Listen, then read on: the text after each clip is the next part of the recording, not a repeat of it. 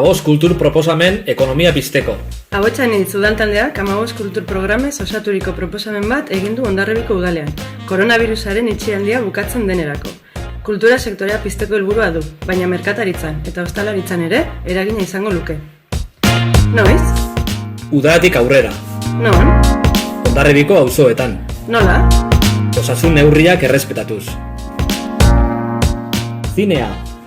Itxasetxeko matinalak. Zikloka banatutako zine proiekzioak igande goizetan. Sarrerarekin tabernetan kontsumitzeko deskontua. Musika zuzenean. Kontzertu lasaiak. Herriko taldeen emanaldiak dezibelioak mugatuz, lurrean eszenatokirik gabe. Entseguak jendaurrean. Silozibeko eta musika eskoletako taldeen entseguak pintxopote egunetan. Azoka musikatuak. Herriko DJ emanaldiak baserritarren azokak egiten diren bitartean. Alde zaharreko bermut musikalak. Hilero 2 larunbatetan, bermutaren orduan. Aldi bereko DJ emanaldiak Arma plazan eta Gipuzkoa eta Pezpiku plazetan. Jaialdi ibiltaria. Hondarribiko eta inguruko musikari eta taldeen 2 eguneko jaialdia. Portuan, Arma plazan, Kirolkaian eta Amuten eszenatoki txikiak jarrita.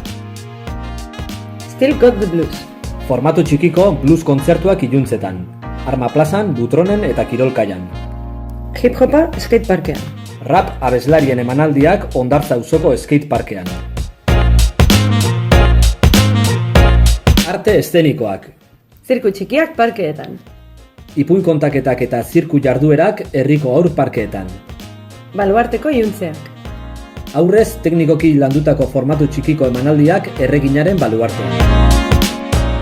Dantza. Dantza plazara. Hondarribia dantzanen utxuna betetzeko ekitaldiak. Emanaldi bat, jendaurreko entxegu bat, eta plazako dantzen ikastaroa eta erromeria Santiago plazan. Artea. Itxialdiko lanen erakustazoka.